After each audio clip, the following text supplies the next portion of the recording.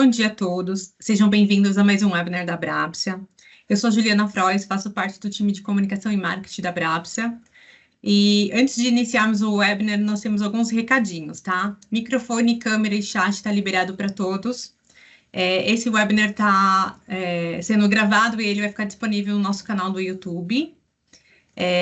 O material que vai ser apresentado aqui durante o webinar, ele vai ser encaminhado para todos os participantes depois via e-mail. E no final do webinar, eu vou pedir para vocês, para que possam responder a nossa pesquisa de satisfação do evento. Eu vou deixar o link no chat, mas também quem não conseguir, quem não acompanhar até o final, pode responder também que esse formulário, ele vai no e-mail junto com o material que vai ser apresentado aqui hoje. Bom, os recadinhos estão ok. Bom, agora então, nós estamos prontos para poder iniciar o nosso webinar de Transfer Price, estudo local versus estudo internacional. Hoje a gente conta aqui com o João, ele é sócio da IRCO, o Mário, diretor da Bitfinance, o Caio, diretor da i2Tex, e o Eduardo, que é novo aqui com a gente, né? Que é o diretor da Creston BSG. E aí, senhores, é com vocês, bom webinar, estamos aqui para dar o suporte necessário, tá bom? Muito obrigado, Juliana.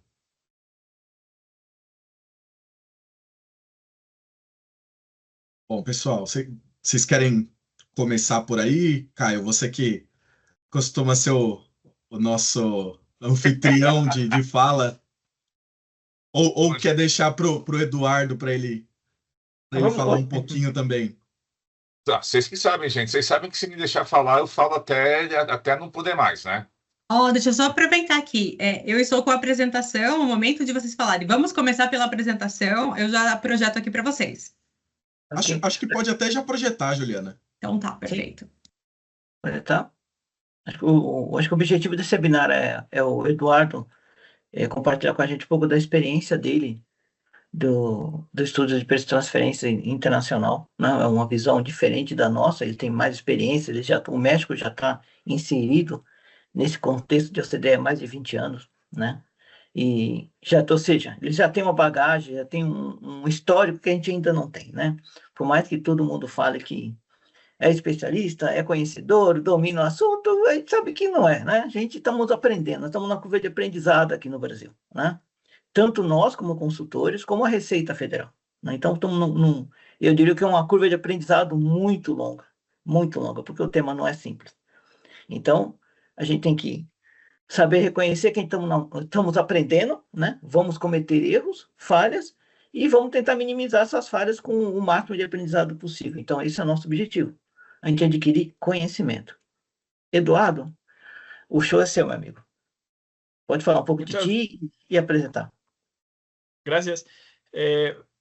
Primero, muchas gracias por la invitación.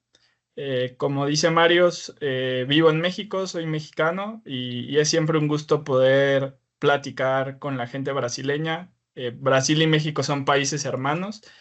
Estoy practicando mi portugués, pero todavía no soy tan bueno, por lo que voy a dar la presentación en español, pero si hay alguna duda podemos platicarlo en inglés o veo aquí con Mario, Joao y Caio si me ayudan a traducir. Soy gerente en Creston BSG en México, tengo más de 10 años de experiencia y como menciona Mario, aquí en México la legislación de precios de transferencia está desde 1994, basándonos en los lineamientos de la OCDE.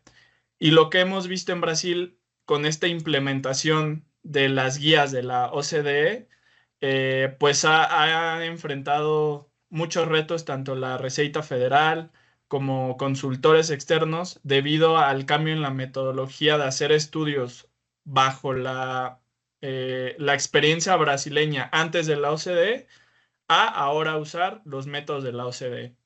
Es por eso que la presentación va basada en los métodos, en los transfer pricing methods, y estas diferencias y los retos para la implementación. Si podemos pasar a la siguiente, por favor.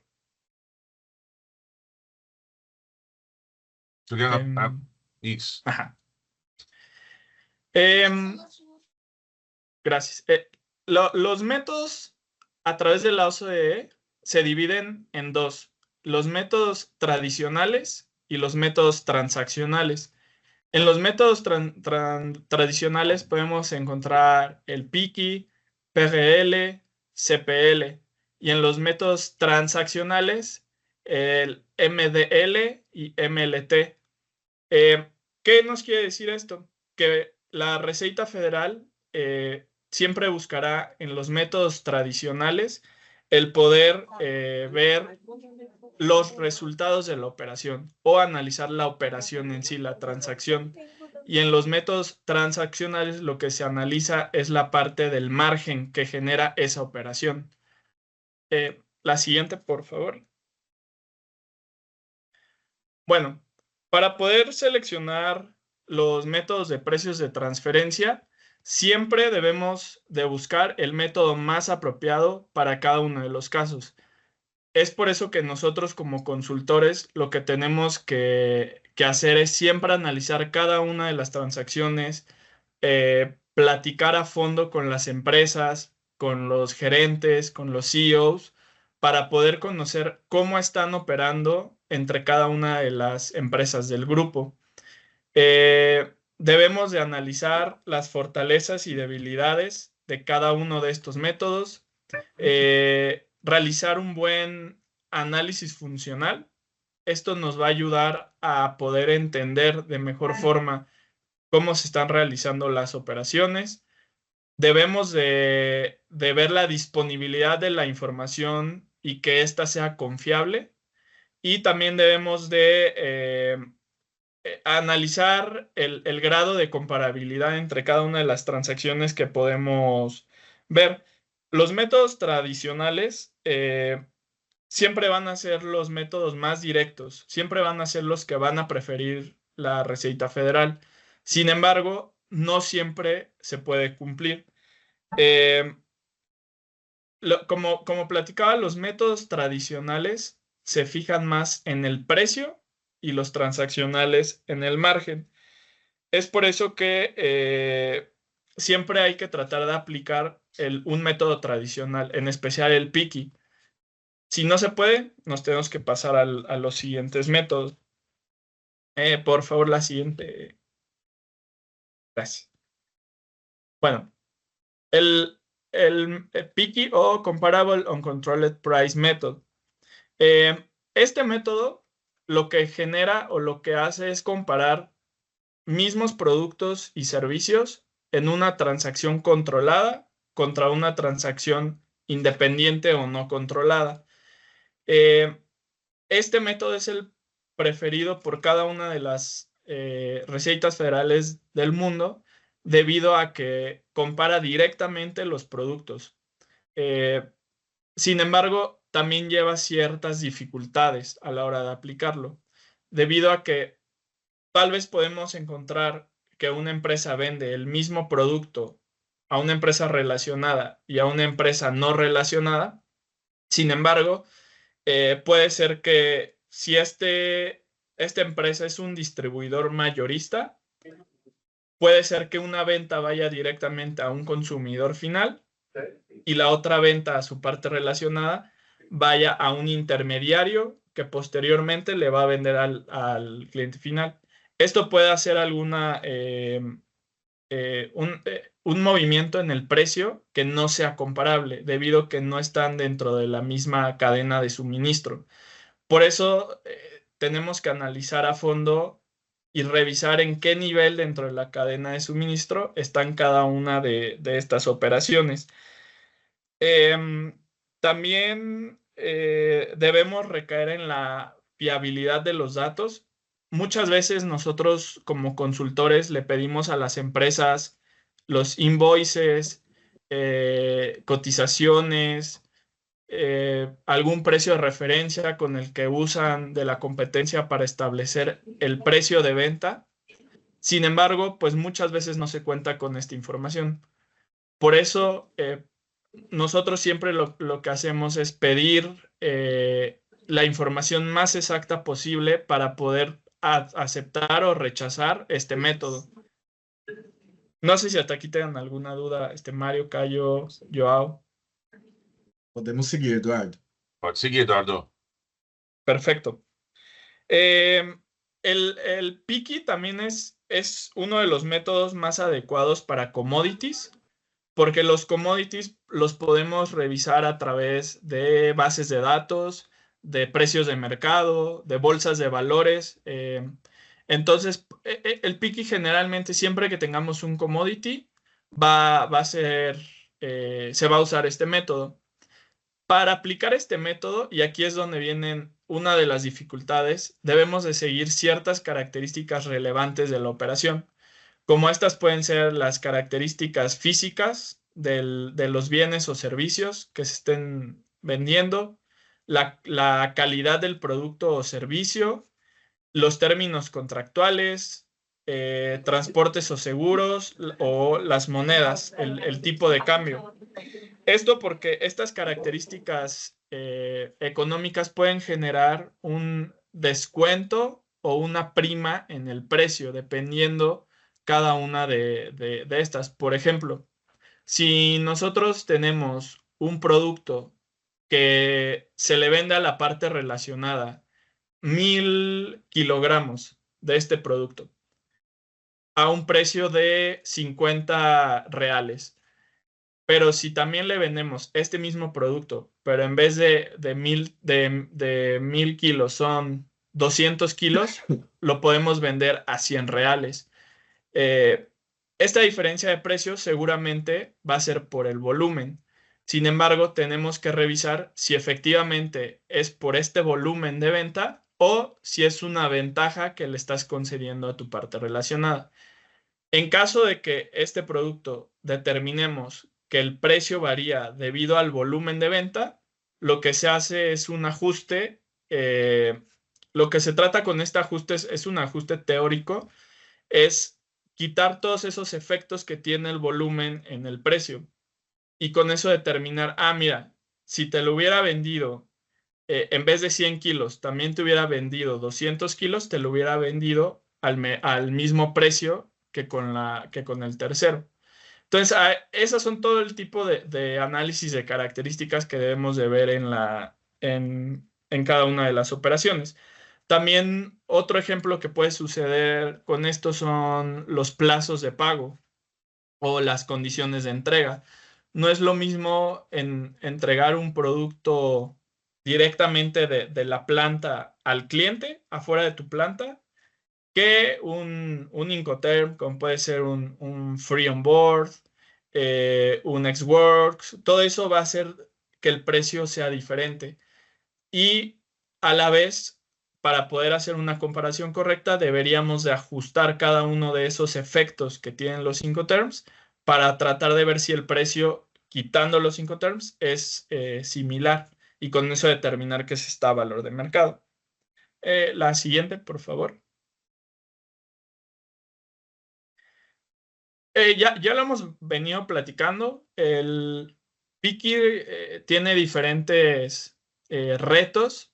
Yo creo que el más difícil y el que vemos en la práctica cuando hacemos los estudios es el reto de poder tener la información o bastante información de una transacción para poder determinar que está o no a valor de mercado.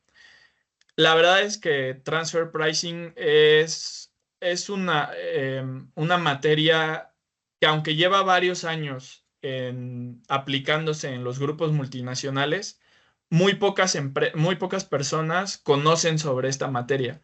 Prácticamente solamente los CFOs y la gente que está en la parte de contabilidad llega a conocer sobre precios de transferencia. Por eso, cuando solicitamos la información, muchas veces es a veces complicado porque el contador le debe de pedir la información al director de producción, pero el director de producción muchas veces no sabe qué darnos o cómo darnos esta información. Entonces, por eso generan estos retos. También otros retos que pueden surgir a través del precio es la cantidad de vendida, el volumen, lo platicábamos, las características del producto, puede suceder, por ejemplo, en los automóviles, diferentes modelos, aunque sean de la misma marca. Si es una transmisión manual, si es una transmisión automática, muchas veces hasta el color hace la diferencia en el precio.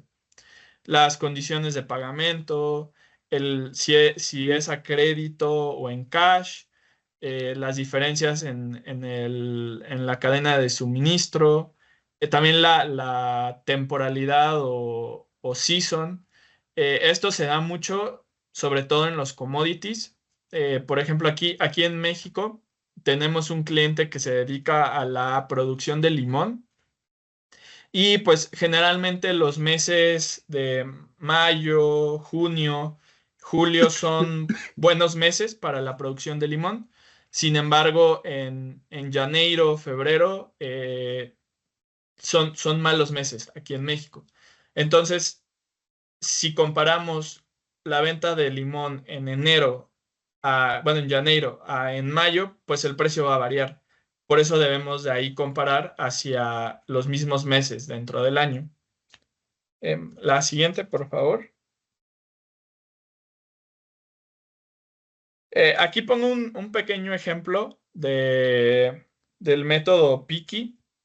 Tenemos un productor de café colombiano, el cual vende 100 kilogramos de este café a su parte relacionada. Es un café de buena calidad y está dentro de un nivel de distribución similar al productor brasileño.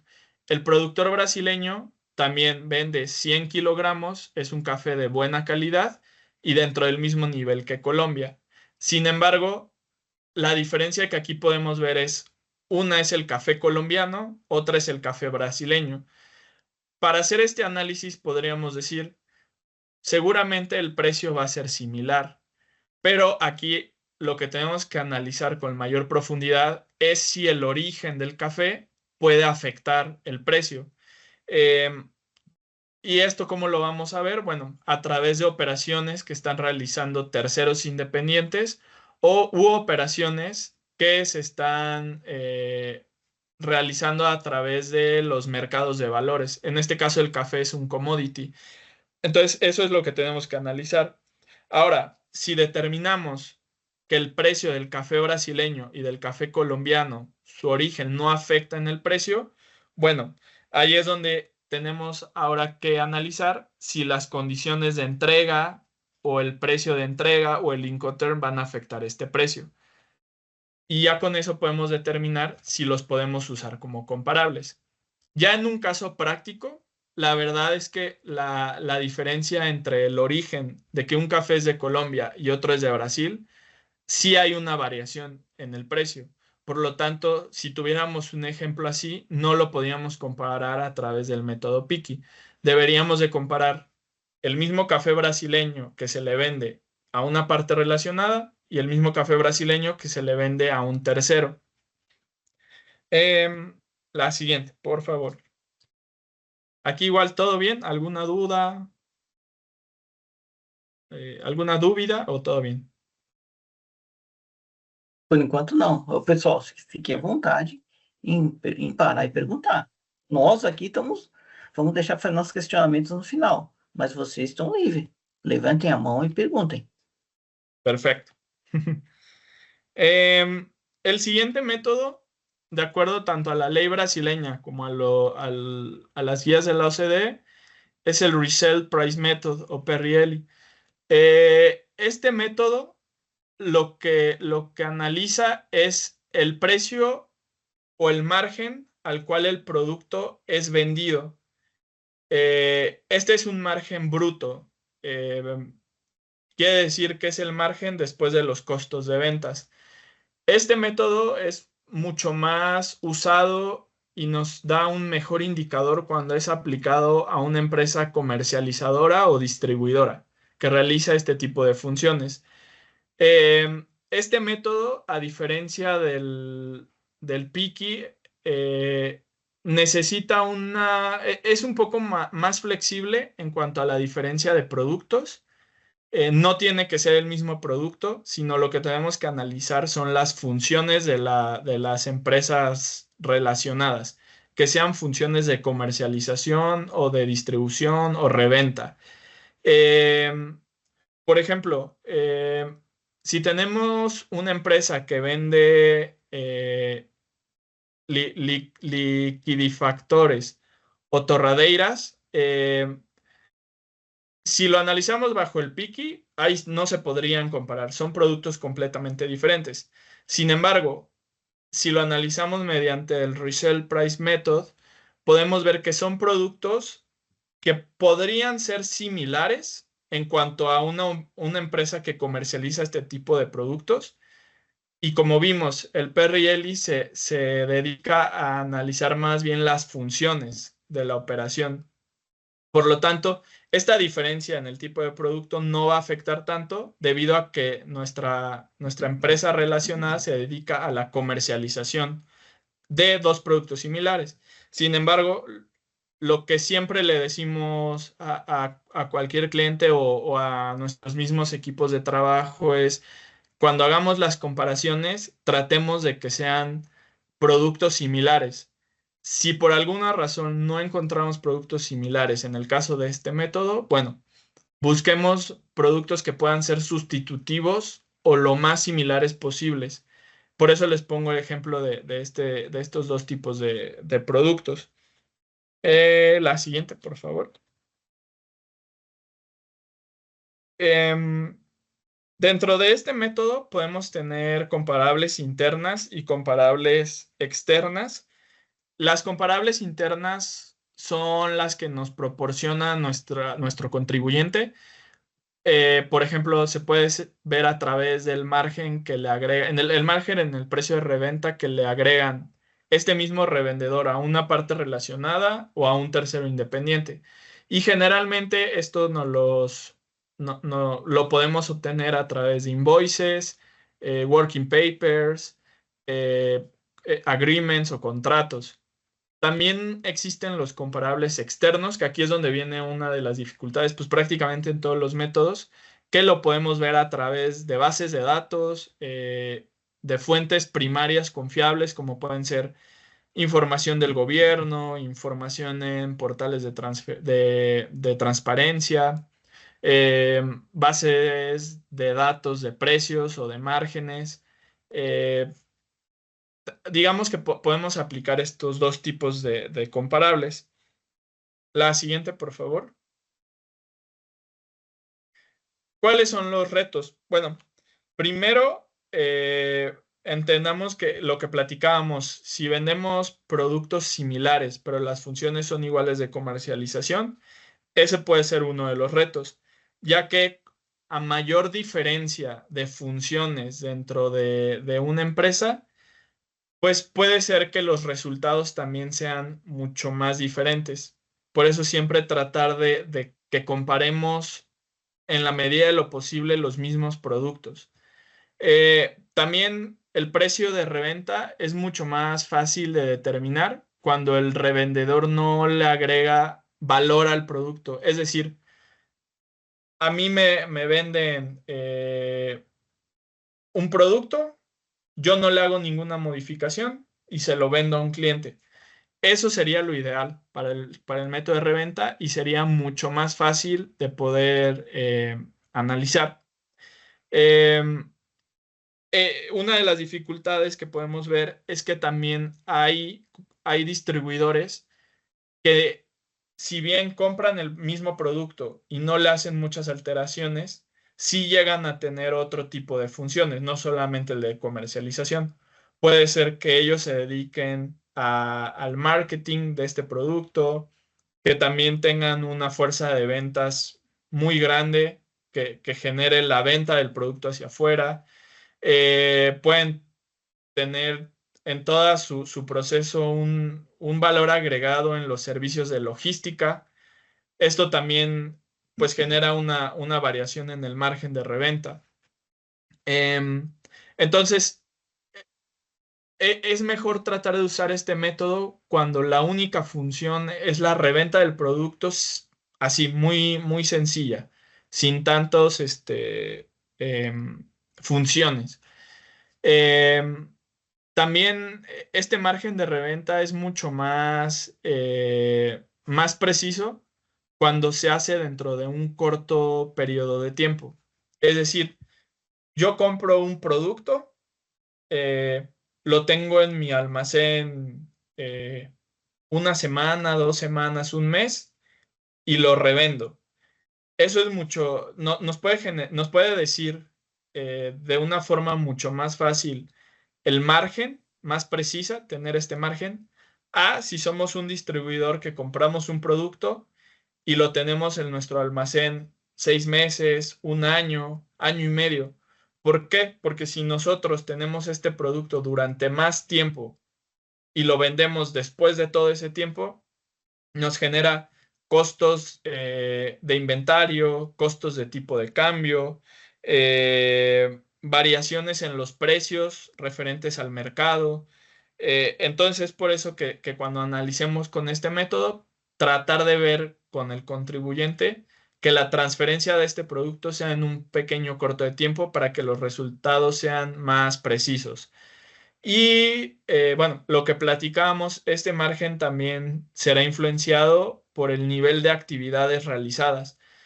Si tenemos un distribuidor que tiene derechos exclusivos para poder vender este producto, pues seguramente el margen va a ser mucho mayor a un distribuidor que compite con otros distribuidores vendiendo productos iguales.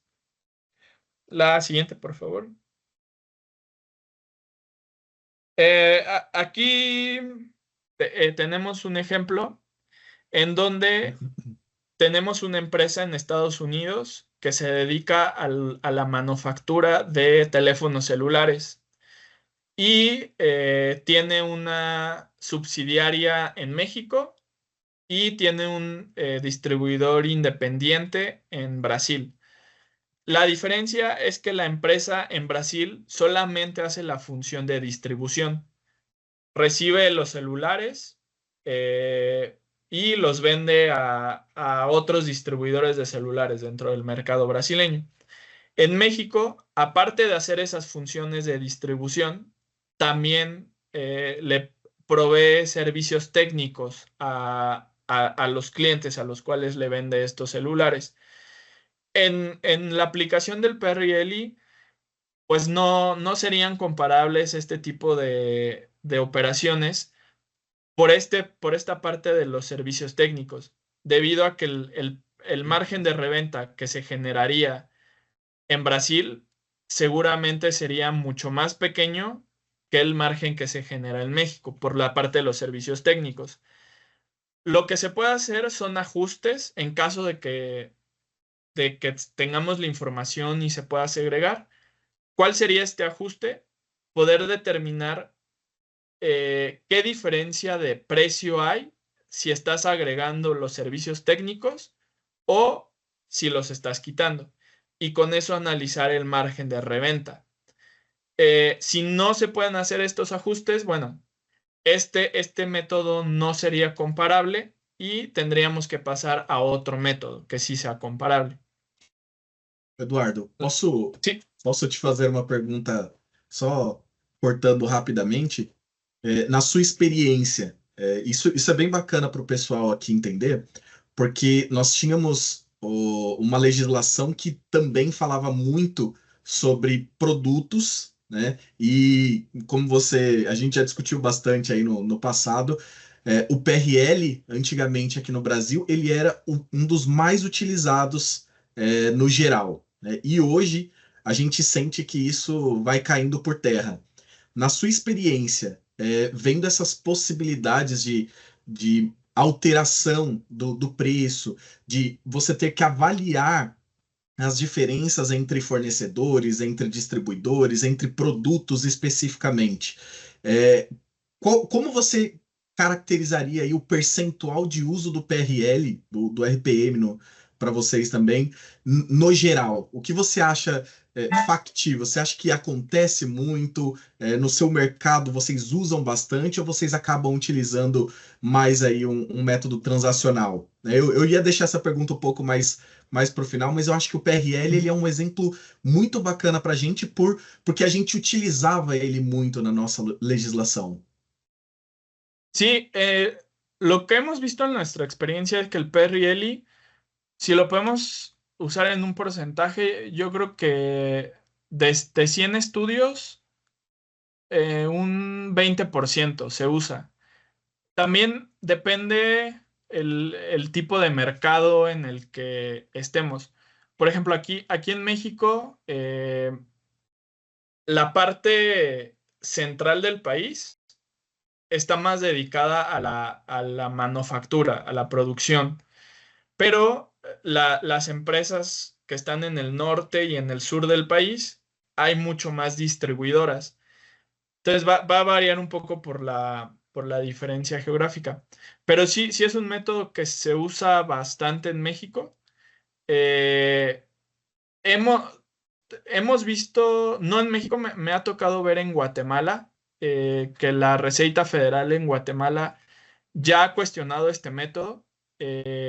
Lo ha cuestionado porque cuando analizan al contribuyente, lo que ven es que no solamente tiene la función de la distribución o de la comercialización, sino que también tiene otro tipo de gastos operativos, como puede ser lo de marketing, la fuerza de ventas, entre otros, almacenes, inmuebles, inmovilizado, que para la autoridad guatemalteca no es merecedor de analizarlo bajo el PRL, sino tendría que ser bajo el MLT, el Transactional Net Margin Method. Yeah. Perfecto, muchas gracias. Obrigado. Bueno, la siguiente, por favor. Cost Plus Method es un método similar al precio de reventa. El precio de reventa es el margen, para obtenerlo es la utilidad bruta dividida sobre las ventas. En este caso, el Cost Plus Method es al revés, es la utilidad bruta dividida sobre el costo de ventas. Esa es la principal diferencia. Este método se usa generalmente para analizar el markup que se le agrega a los costos, y generalmente se utiliza en empresas que producen o transfieren productos semiacabados a partes asociadas. También puede ser utilizado cuando las partes relacionadas celebran contratos de instalación conjunta o acuerdos a largo plazo. Y también muchas veces se usa para la prestación de servicios. Lo vamos a ver más adelante, pero este método afecta, bueno, no afecta, más bien, este método, cuando tenemos servicios, podría verse un poco similar al Transactional Margin Method. La verdad es que en la prestación de servicios es mucho más fácil aplicar un Transactional Net Margin Method, porque el Cost Plus, si lo vemos en cualquiera de las empresas, podemos ver que su margen generalmente son márgenes altos de 20, 25, 30% en muchos de los casos. Y hay empresas que aplican su Cost Plus más un markup, que normalmente es de un 5%, de un 10%. Entonces, por eso yo recomiendo muchas veces mejor analizarlo bajo un Transactional Net Margin Method. La siguiente, por favor.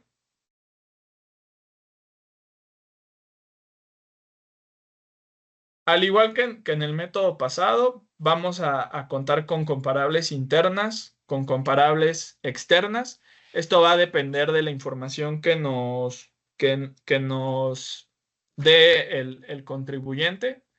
Interno, operaciones que están realizando dentro del mismo grupo, con partes relacionadas y con independientes.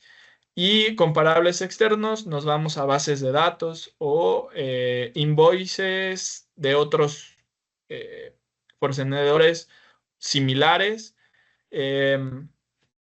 ese es el tipo de comparables que podemos encontrar. En la siguiente, por favor.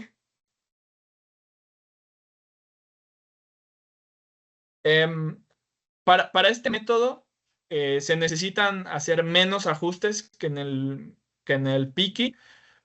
Al igual que en el PRL, este método se fija mucho más en las funciones que en los productos. Sin embargo, tratar de que las comparables que utilicemos sean los mismos productos, pero sí nos permite una mayor flexibilidad.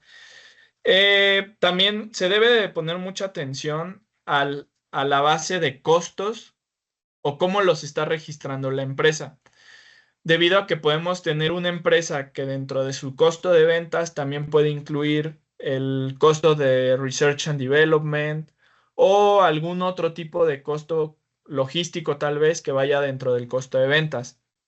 Sin embargo, podemos tener otra empresa que únicamente en el costo de ventas registra el costo del producto. Y esos demás costos que les comento, el Research and Development, el de logística, pueden ir en la parte de gastos operativos.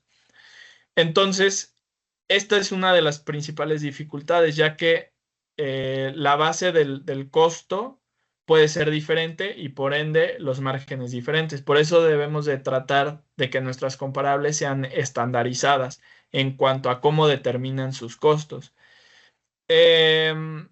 También este método se ve afectado cuando una empresa tiene leasing de activos o tiene activos comerciales arrendados, ya que esta base del costo puede ser no comparable y se tendrían que realizar ajustes para tratar de que sea comparable.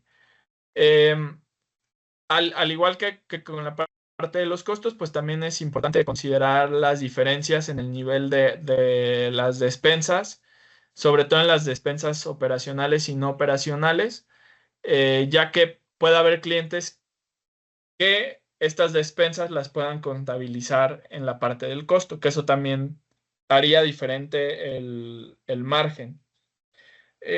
Lo más importante de este método es la estandarización de la contabilidad, que estemos comparando lo mismo. La siguiente, por favor.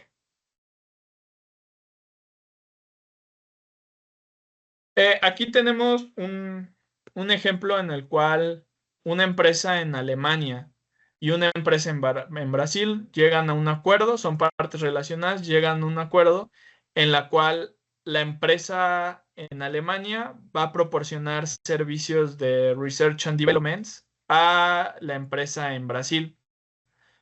La empresa alemana desarrolla funciones de Research and Development, asume todos los riesgos de Research and Development y es el propietario del intangible. Y en Brasil, únicamente los costos que van a ser cubiertos por Brasil van a ser los costos relacionados con la investigación dentro de Brasil. Por lo tanto, aquí lo que nos debemos de preguntar es cuál es el markup que se le debe de agregar a esta operación. Y aquí lo que tenemos que analizar como nosotros como consultores y las empresas como las que desarrollan estas funciones es ver qué tan complejo y qué tan innovador es este tipo de servicios. Si es un servicio innovador y que lleva una complejidad a la hora de poder realizar el Research and Development, pues deberían de obtener un margen, un markup mucho mayor a las de otras empresas comparables. Entonces, este es un ejemplo muy sencillo para poder ver cómo se puede aplicar el Cost Plus. La siguiente, por favor. El Transactional Net Margin Method, en mi experiencia, este es el método que más se utiliza bajo las guías de la OCDE. Yo creo que puede utilizarse en un 60-70% de todas las operaciones. Aquí ya pasamos a los márgenes transaccionales. Este método lo que examina es la relación que hay en la utilidad operativa tomando una base ya sea costos, ventas o activos. Y este margen se compara contra lo que pueden estar obteniendo empresas independientes en el mercado. Este método es en el que generalmente se usan las bases de datos que podemos ver en el mercado como Bureau Van Dijk, Capital IQ, Refinitiv, Thomson Reuters. Al igual que el Cost Plus y el Resale Price Method, es un método muy similar en cuanto a cómo se debe de seguir para aplicar. Lo que cambia es el análisis. El margen ahora se va a analizar a nivel operativo y va a tomar todos los costos y gastos. Este método es muy utilizado debido a que es mucho más flexible que los demás métodos. Y como estamos contabilizando los costos y los gastos operativos, pues es mucho más, es menos propenso a alguna diferencia en el producto, que sean productos diferentes, pero también un poco en la parte funcional. No quiere decir que vamos a comparar empresas completamente diferentes, no, pero sí en el análisis funcional nos puede ayudar a que si la empresa se dedica a la manufactura de autopartes, puede ser la parte del control de instrumentos del auto, y no encontramos comparables que se dedican a realizar el control de instrumentos del auto, sí podemos usar tal vez como comparable un fabricante que haga otra pieza del auto. Puede ser tal vez los asientos, puede ser la parte plástica que tenemos aquí al lado en el auto, etcétera. Esa es la facilidad que nos da este método y por eso es que es muy utilizado. Aparte que también se pueden usar indicadores de lucro diferentes, como puede ser un retorno sobre activos, lucro operacional sobre ventas o el lucro operacional sobre costos y gastos. También estos indicadores de utilidad son más tolerantes a las diferencias funcionales entre las empresas controladas y no controladas. Sí, la siguiente, por favor. ¿Cuál es el principal reto? Yo diría que el primero son las bases de datos y a su vez las fechas límite que tiene cada país o los deadlines, así como las reglas específicas. Por ejemplo, en Brasil lo que hemos visto en la práctica es que la Receita Federal tiene una regla sobre el company ownership, el porcentaje que puede tener un accionista, que no puede ser más del 20%, y que sea en un promedio de 3 años, la comparable tenga una utilidad operativa. Eso nosotros lo hemos visto que es un riesgo debido a que lo que genera es que cuando estemos haciendo nuestros criterios de rechazo, ese 20% del company ownership que pide la Receita Federal, si no lo tuviéramos en 20, lo tuviéramos en un 50, tendríamos 200 comparables. Pero cuando tenemos que usar empresas que tengan un accionista con menos del 20%, hemos encontrado sets de comparables de 50, 80 comparables. Ese es un reto porque tenemos un universo mucho más pequeño para poder revisar comparables. También este método no se debe de usar cuando las dos partes relacionadas contribuyan con transacciones únicas y valiosas. Este método no es el ideal para analizar eso. Ese es el siguiente método que en un momento lo veremos. También una de las desventajas de este método es que los Profit Level Indicators o indicadores de lucro pueden verse influenciados por efectos externos. Lo estamos viendo en este momento con los aranceles. La inflación también puede afectar. la competencia directa que hay y esta competencia en precios también puede afectar los márgenes operativos que se están generando. Entonces, todos esos factores externos los tenemos que tomar en cuenta cuando lo estamos analizando. También, por ejemplo, el país en el cual se ubican las comparables, que ese es otro de los riesgos. El mercado brasileño, el mercado mexicano y en general el mercado latinoamericano, no tenemos una cultura tan alta en cuanto a bolsas de valores.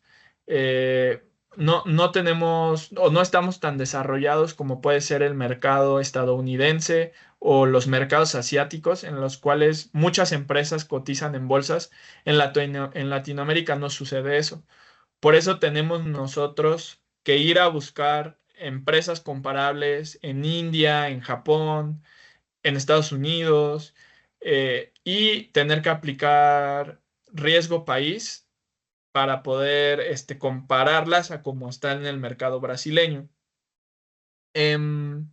También el tiempo o la temporalidad en la cual realizamos estas búsquedas también es otro reto que vemos en este método, debido a que las bases de datos generalmente se actualizan una vez que las empresas que cotizan en bolsa presentan sus resultados.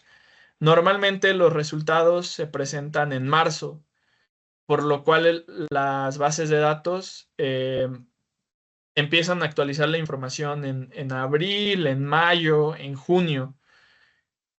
Y, por ejemplo, en México nosotros tenemos uno de nuestros deadlines, es el 31 de marzo, por lo cual hay muchas comparables que no están actualizadas al momento de tener que presentar esta información.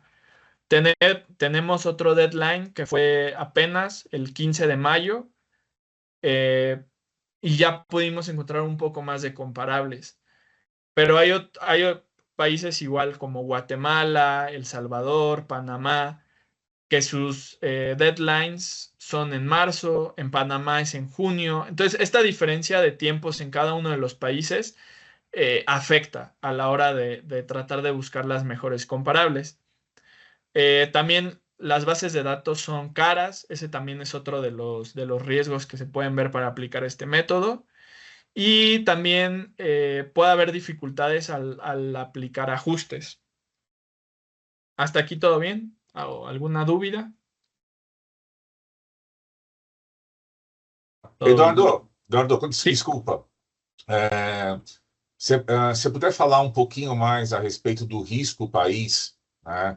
Porque a gente vê que alguns métodos, né, a gente não aplica o risco país e outros sim, né?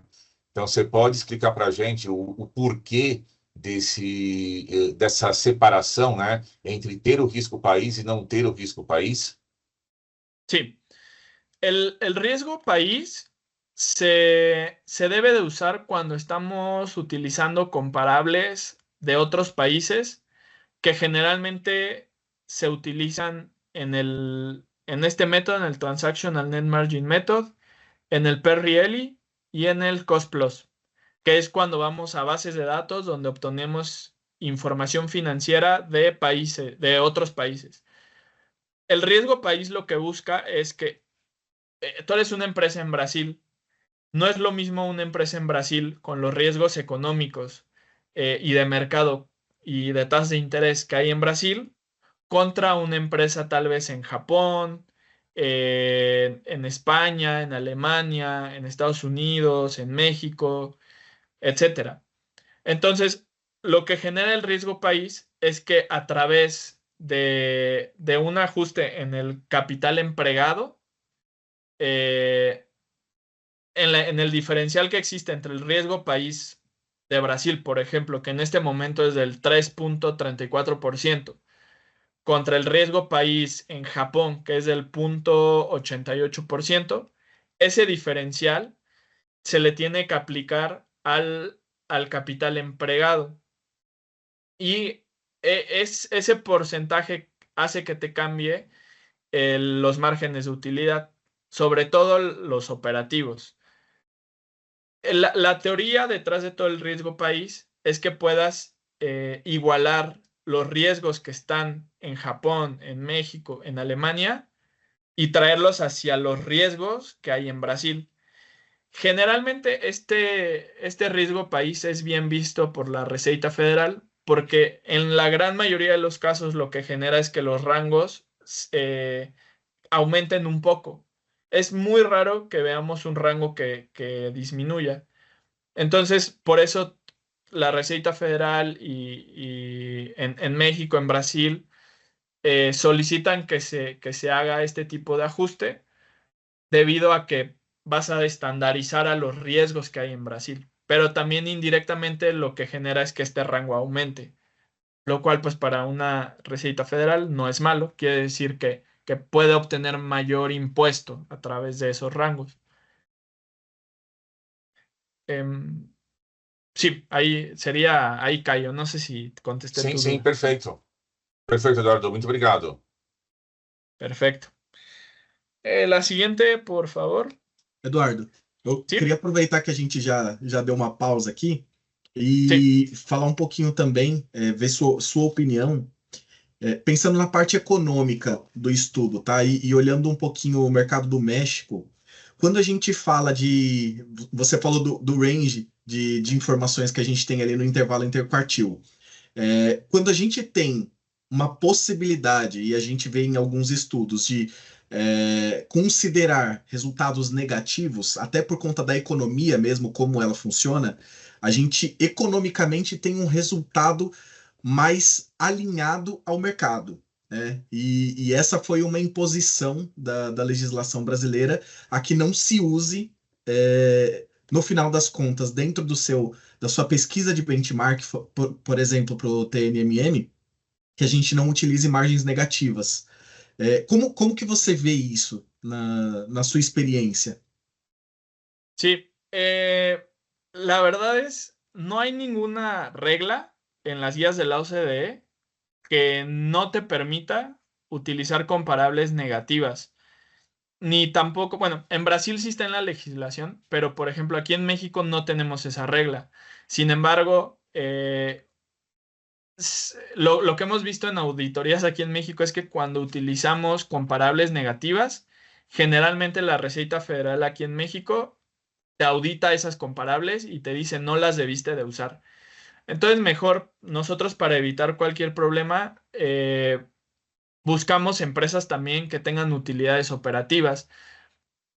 Yo creo que el mayor riesgo de usar empresas con utilidades negativas es que la Receita Federal puede ver que estás disminuyendo el rango a propósito para poder tener al contribuyente dentro del rango. Lo que yo he visto con clientes o que nosotros les decimos es que podemos utilizar comparables negativas siempre y cuando tengamos el soporte de por qué las estamos seleccionando. Puede ser, por ejemplo, en empresas que están dentro del sector automotriz, que normalmente el sector automotriz tiene periodos de trabajo o de proyectos que van a 5 años. Entonces, ahí es donde decimos, bueno, generalmente los primeros años, el primer año, segundo o tercero, es un periodo en el cual van a tener pérdidas, pero el cuarto y quinto año van a tener porcentajes altos de utilidad. Entonces, nosotros, cuando seleccionamos empresas negativas y llegamos a seleccionar, solicitamos el soporte al cliente de, a ver, ¿por qué tienes pérdidas? ¿Por qué vamos a seleccionar una comparable con pérdida? Y todo eso para que en caso de una auditoría podamos defenderla. Perfeito. Sí. Un ejemplo del TNMM,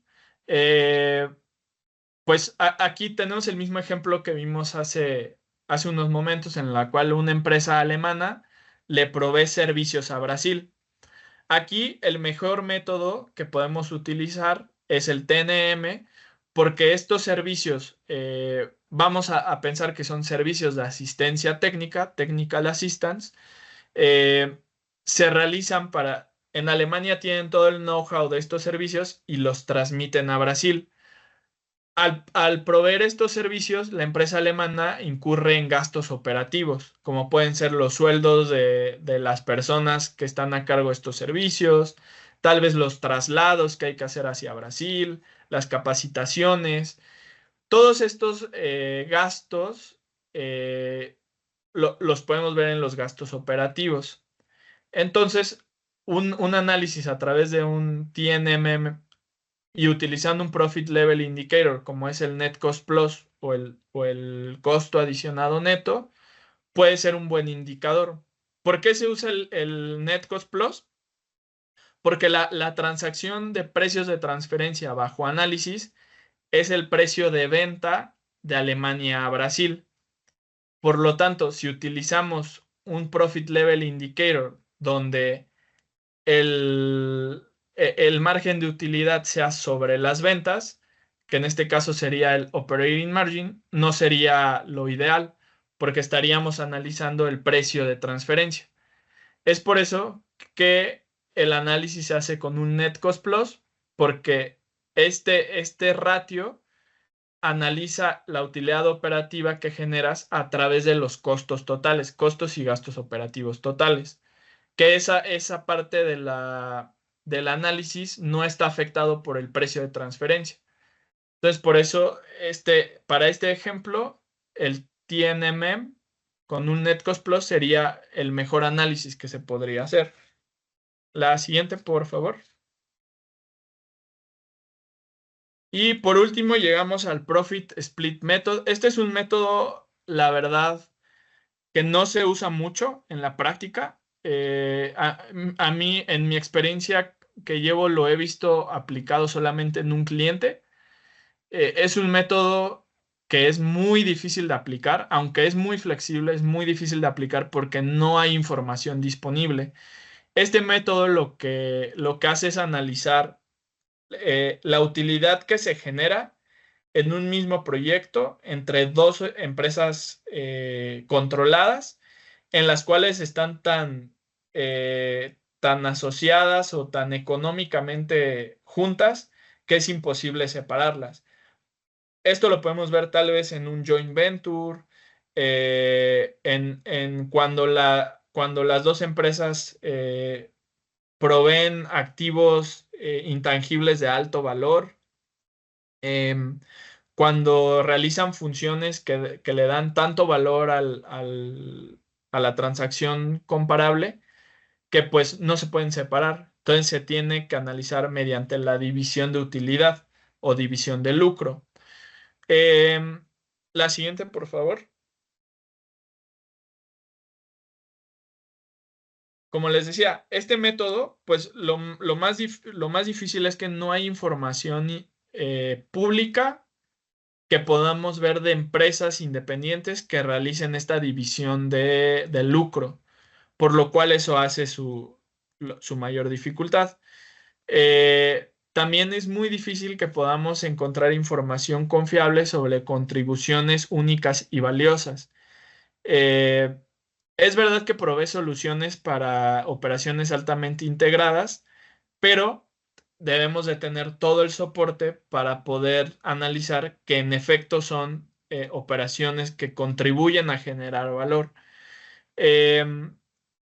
Una de sus mayores debilidades para su aplicación es que hay muy poca información disponible. También es muy difícil de medir. En las bases de datos no te dice cómo se están dividiendo la utilidad en diferentes proyectos. Eso lo hace todavía pues, mucho más difícil. Y también no se usa en la práctica en general. Este método pues sería lo ideal si tuviéramos información disponible, porque sí es verdad que es muy flexible, lo puedes determinar de diferentes formas, sin embargo, hay mucha complicação. El siguiente, por favor. Eduardo, só um detalhe, né? Quando a gente quando a gente pega a legislação brasileira, né, o mesmo padrão OCDE, né? A gente vai saindo de um método que é o PIC, né? Que é o melhor, que é o primeiro método a ser trabalhado, que é uma comparação direta, né? Você compara preço com preço. E aí e a subjetividade do PIC, ela praticamente inexiste, porque você está comparando preço com preço. Quando você Exato. chega na divisão dos lucros, né, é uma subjetividade pura, porque a Exacto. análise que você vai fazer é de uma possibilidade de, como é que fala? É do porquê você divide o lucro. Então, assim, é 100% subjetivo, né? E conhecendo aqui a Receita Federal, conhecendo a nossa fiscalização, a gente sabe que essa subjetividade é um ponto que vai impactar diretamente no resultado, né? Exacto. Sí, este es el método más subjetivo que hay. De hecho, si vamos viendo la lista de los métodos, podemos decir que vamos del método más objetivo, que es el Piki, y vas bajando hacia la subjetividad. Aquí pongo un ejemplo que me gustó mucho, que es en el cual tanto la empresa alemana como la empresa brasileña realizan una inversión de $500,000 para el desarrollo de una nueva medicina. Alemania lo que va a hacer es todas las funciones de Research and Development, va a asumir todos los costos y riesgos de lanzar al mercado esta nueva farmacia y invirtió el 70%. Y en Brasil a lo que se va a dedicar es a toda la parte de la manufactura, va a asumir todos los riesgos de producción y de comercialización del producto en el país y solamente invirtió un 30%.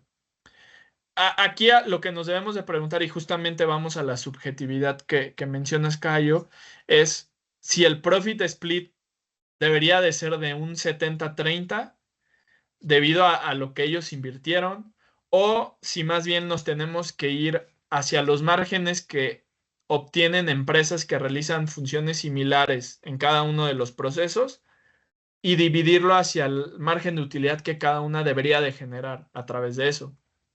Por eso la subjetividad es complicada. Igual hay dentro de las guías de la OCDE menciona que también bajo este método, tal vez la división del lucro se podría ver a través del número de personas que se están involucrando en las operaciones, o también en qué tantas actividades estás realizando. Normalmente lo que mencionan las guías de la OCDE, y esto aplica para todos los métodos, es que mientras tú realices más funciones, asumas más riesgos y utilices más activos, tu retorno de utilidad debería de ser mayor. Ese siempre hay como que tenerlo en la mente. Que justamente es lo segundo que pongo ahí.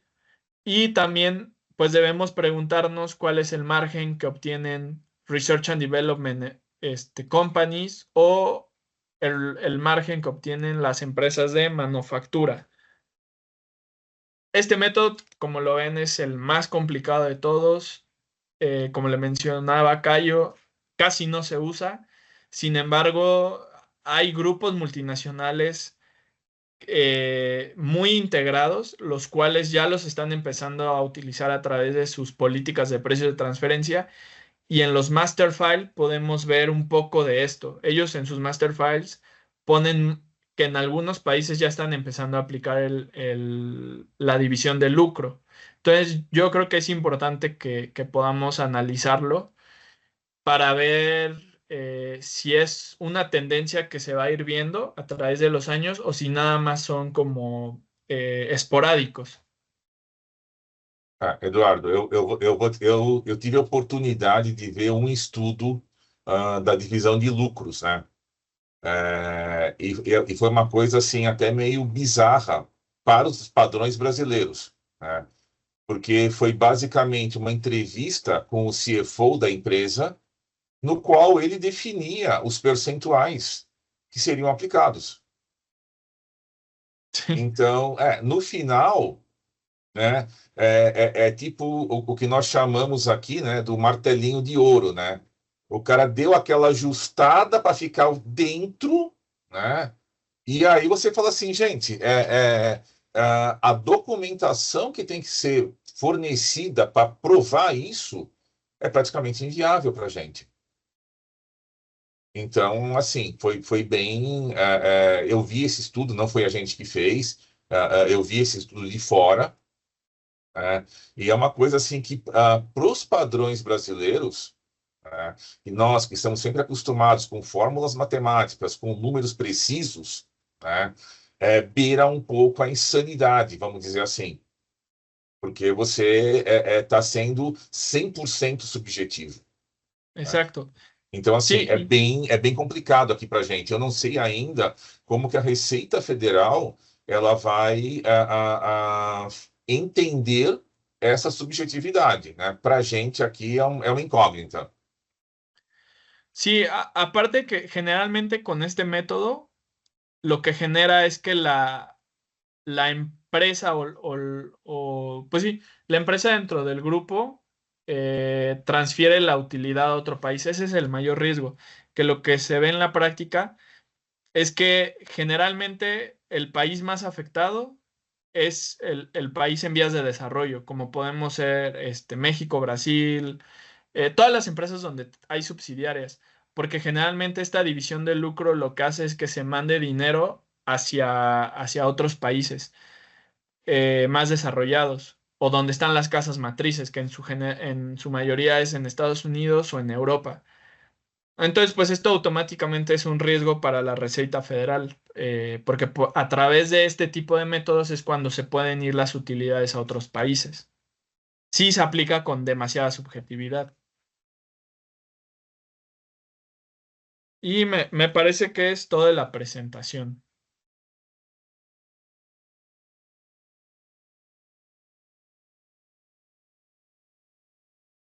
Pessoal, alguém, quem quiser interagir, tirar dúvidas, questões, Como, esse é um como diria como nós diríamos nas nossas apresentações, né, Mário?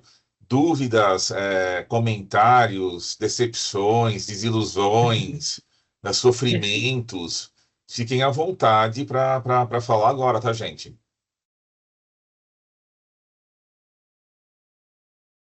Gente, assim, quando a gente faz uma apresentação, né, e assim, e ninguém pergunta nada, a gente fica com medo, né, de que, assim, do tipo, que estejam imaginando que a resposta seja pior do que a explicação, né?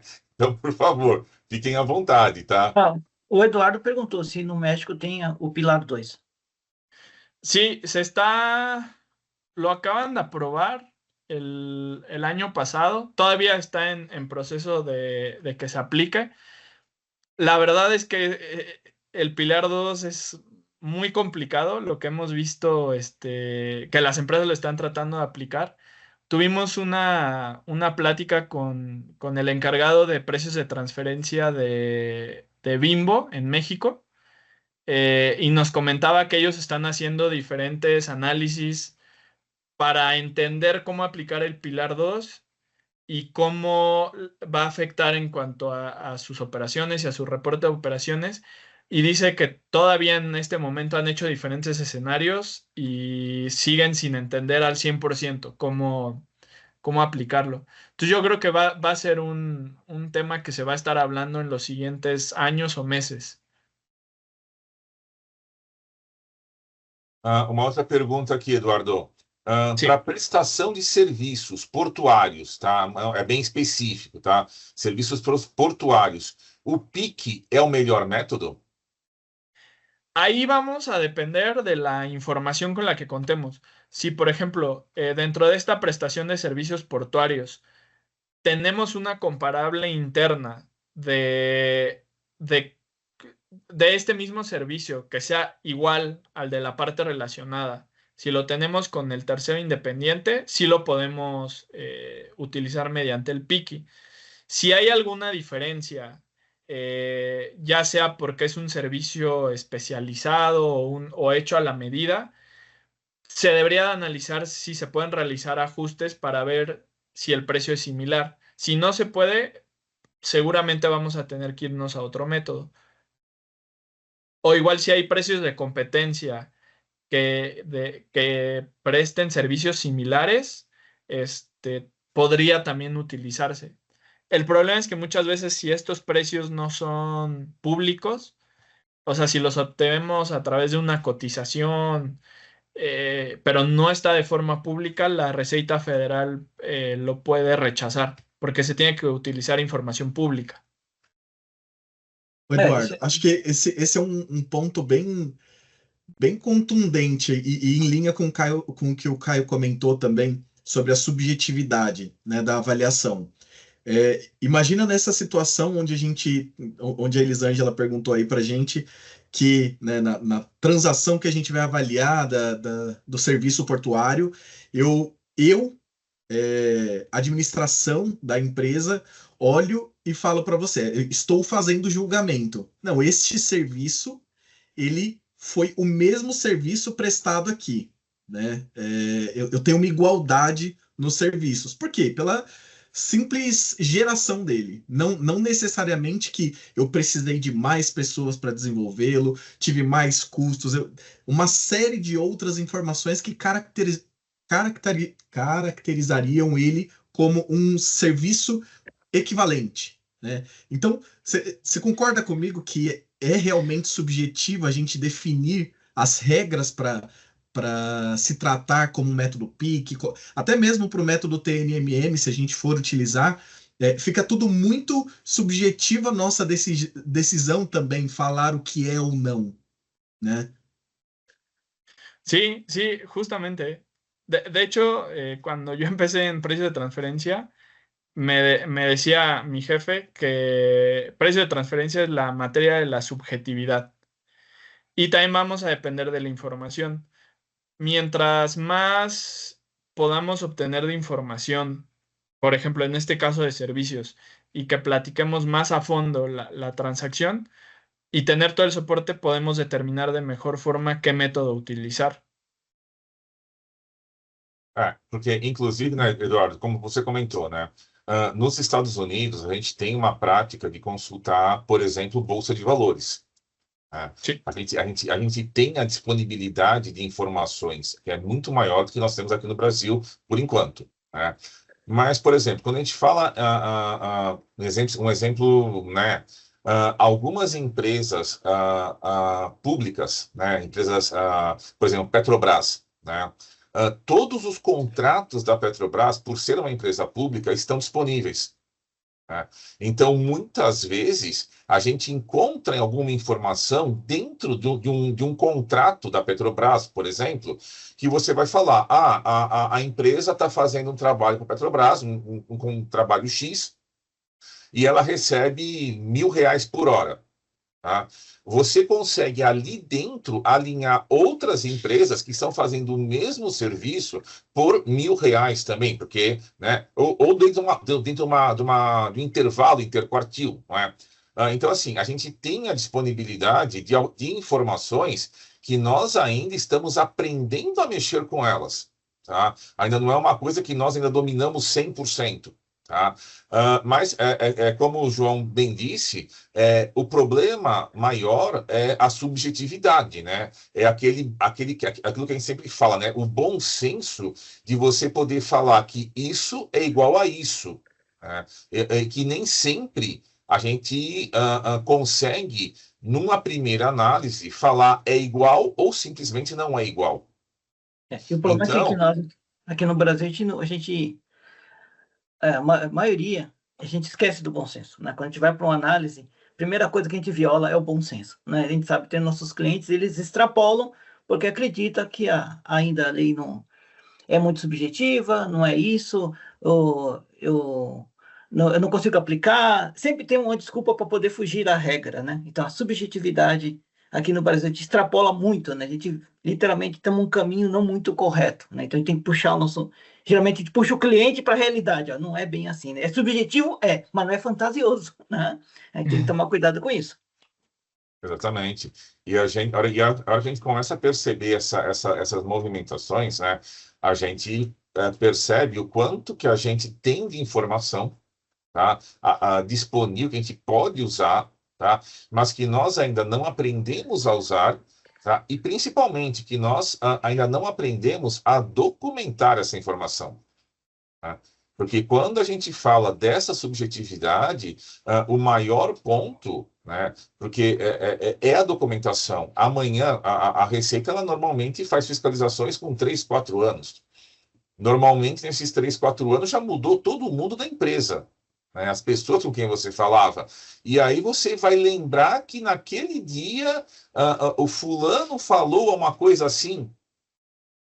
Então, assim, fora as bases de dados, fora a subjetividade do trabalho, o que nós temos que ter sempre muito bem documentado, e com todas as pessoas que eu conversei a respeito disso, do exterior, que já adotam a OCDE há um bom tempo, Caio, façam a documentação o mais específica possível, o mais detalhada possível, porque amanhã depois, né, tirando quem tem memória fotográfica, né, você não vai lembrar o que aconteceu naquele dia específico, naquela discussão. Ô, Caio, e eu acho que esse é um ponto, até trocando figurinha aí com você, Eduardo, é um ponto bem importante da gente avaliar, porque se a gente for avaliar a instrução normativa, ela traz para a gente a necessidade de um local file bem resumido mesmo, uma informação bem superficial. Agora, pensando nesse seu comentário de que amanhã ou depois as pessoas saíram, mudaram estruturas, né? Como que você vai justificar numa fiscalização um local file de 13 páginas, de 15 páginas, que eu já vi aqui, e grande parte dessas 15 páginas é falando sobre a legislação, não é nem da operação do cliente, né? Então, como você vai justificar? Você não vai justificar nada, né? O fiscal vai olhar aquilo, ou ele vai descaracterizar totalmente seu estudo, que aí também a gente não sabe ainda o nível de preparo, né, da fiscalização, como que ela será feita. Isso é um fato, tá, Eduardo, que a gente tem discutido muito com os clientes aqui. Estamos, obviamente, num período de transição, tanto para as consultorias quanto para o fisco brasileiro. A gente sabe que vai existir uma dificuldade muito grande.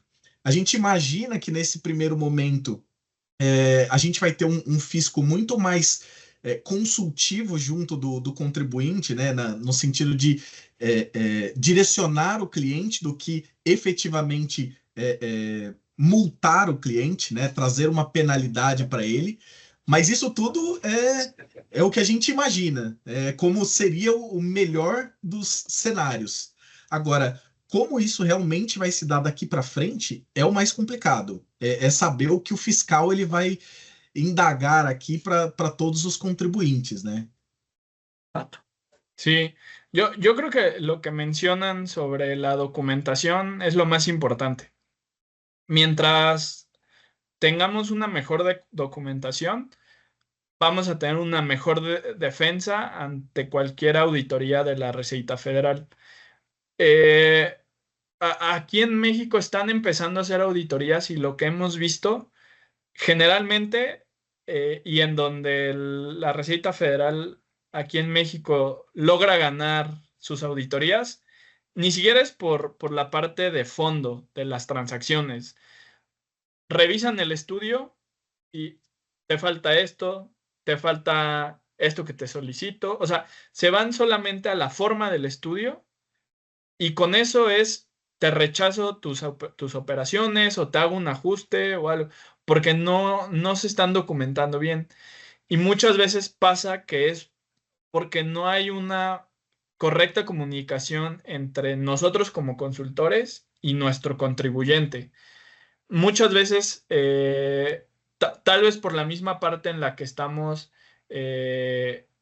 tratando de generar negocio, muchas veces olvidamos el tener que ir a las empresas, revisar sus procesos productivos, documentarlos, platicar con cada una de las áreas de la empresa para poder tener un buen análisis funcional, una documentación, el preguntar, oye, ¿por qué te manda Alemania la materia prima? ¿Tú qué haces con la materia prima? Después, ¿tú qué haces con ese producto? ¿Se lo vendes a un tercero? ¿Se lo vendes a otra parte relacionada? ¿Qué hace esa parte relacionada con ese producto que tú le vendes? O sea, es como generar esta documentación que sea un soporte robusto que ayude a cualquier dificultad en 3, 4 años, como dicen, ya no están las personas y luego, ajá, ¿y cómo hacíamos esto?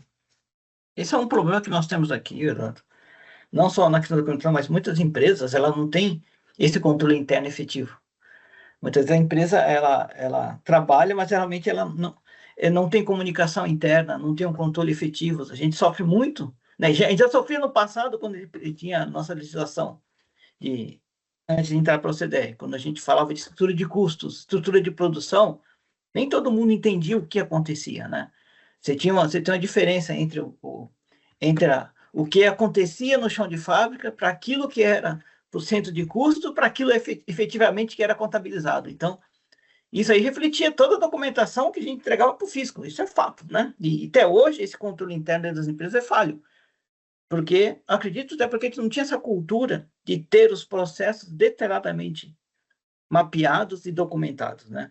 Uma coisa que a legislação Transfer Price trouxe, essa necessidade de ter documentação, e quando a gente vai para a empresa, a gente começa a questionar, a gente começa a descobrir coisas, né, que extrapolam o preço de transferência. Então, processos que a nossa legislação tributária é complexa e acaba afetando outros segmentos da legislação tributária, né? Isso aduaneiro, né? Isso na parte de vendas, na parte de logísticas, porque a empresa não se comunica internamente. Então, para a gente gerar documentação, a gente vai gerar documentação com base naquilo que a empresa nos fornece. Mas a empresa em si, ela também não tem um domínio total da sua operação, por incrível que pareça. Eu sinto muito essa dificuldade aqui, né? Muito essa dificuldade. Se perguntar por que é produzido aqui, qual é a estratégia da empresa, por que esse produto vem a granel e já não vem fracionado, ninguém sabe. Vem porque mandaram e estamos vendendo assim, acabou. Ô Eduardo, eu acho que corroborando um pouco com o que o Mário está falando, trocando um pouco de experiências, né? Eu sou da época que eu gostava de ir para cliente, né? Então eu continuo dessa forma. A gente faz o máximo possível para entender o negócio do cliente estando no cliente, né? E já me deparei algumas vezes aqui com a estrutura administrativa da empresa questionando a gente o porquê que eu tô ali dentro e o porquê eu quero saber de tanta coisa deles. E de fato, é uma preocupação porque ninguém estava acostumado aqui no Brasil com isso. Vocês, com certeza, o México já tem muito tempo de legislação, as empresas já se acostumaram com esse padrão, mas aqui, você chegar perguntando por que o marketing funciona dessa forma, por que é produzido no Brasil, os caras começam, mas espera aí, por que você quer saber tanto das minhas operações internas? Né? É algum tipo de espionagem? Quer ver, João? Uma coisa, ó, Eduardo. Nós temos um questionário prévio para elaborar a proposta, né? Para falar que nós temos que saber o mínimo da sua operação para ter um overview, para fazer uma coisa justa, de acordo. Teve um cliente, no seu nome, que falou, não, você é muito burocrático. É muito burocrático. Eu já segui com outro que não perguntou nem 10% do que você perguntou. Aí eu fiquei, poxa, imagina se para elaborar a proposta a pessoa não entendeu o negócio, imagina como vai ser o trabalho, né? A gente tenta, e nosso questionamento, né, não é nada absurdo, né? Caio e João estão no mesmo patamar de questionamento, eles perguntam ali o mínimo necessário para ter uma proposta adequada e ter uma visão da operação da companhia. O cliente achou que era muito burocrático, estava muito, muito burocrático, e ele achou outro que conseguiu fazer a proposta com meia dúzia de perguntas. Falei, excelente, excelente. Então, imagina o resultado final, né? Ou duas coisas, ou durante o trabalho vai começar, esqueci disso, tem que pagar, né? Vai onerando o trabalho, ou o trabalho vai sair, né? Como você diz, um trabalho de 13 páginas, né? Sim. Gente, 5 minutos para acabar. Vamos lá. Perfeito. Da minha parte, ok. Eu também preciso sair. Acho que importante ver aí se mais alguém tem alguma dúvida, gente. A gente tem 5 minutinhos. Se vocês quiserem perguntar mais algum ponto, acho que as dúvidas elas acabam sendo muito mais aqui do Brasil, né? O Eduardo foi um ótimo suporte aí para gente nessa comparação entre legislações. Mas também acho que é importante vocês saberem que a gente está aqui à disposição para auxiliá-los, tá? Qualquer dúvida que tenham, fiquem à vontade. Sim. Eduardo, obrigado pelo seu... Tem um fuso horário, né? Então, você Você está com a diferença aí grande, teve que madrugar. Obrigado pela sua disponibilidade, sua participação. Obrigado mesmo. Obrigado ao João, ao Caio, que sempre estamos juntos aí. E vamos continuar nossas discussões, que temos muito ainda o que alinhar e o que descobrir. Mais que descobrir, né? Mais que descobrir e aprender. A todos que participaram, também agradeço muito a participação de todos. Sí, muchas gracias a ustedes. Un gusto compartir Prazer foi experiencias. nosso, Eduardo. Agradecemos muito, Eduardo. Bom, gente, eu acho que ninguém levantou a mão, ninguém mandou nenhuma pergunta aqui mais. Eu gostaria de agradecer pela Abrapsa aqui, pela IT2Tax, pela B2 Finance, pela IRCO e pela Creston. A presença de todos, as perguntas que foram feitas, participação. A gente sabe que é um tema extremamente novo e complexo. Faremos com certeza algumas outras apresentações aqui no futuro próximo. Mas eu acho que o recado aqui é que o Brasil está mudando, as legislações estão mudando, os alinhamentos internacionais estão mudando e aos poucos a gente vai se adequando. Muito será discutido, muito traremos e contamos aí com a presença de vocês nos nossos próximos webinars. Obrigado aí para todo mundo e ficamos esperando vocês na próxima. Um abraço, até mais. Abraço, gente. Até mais. Tchau, tchau. Obrigadão, pessoal. Obrigado.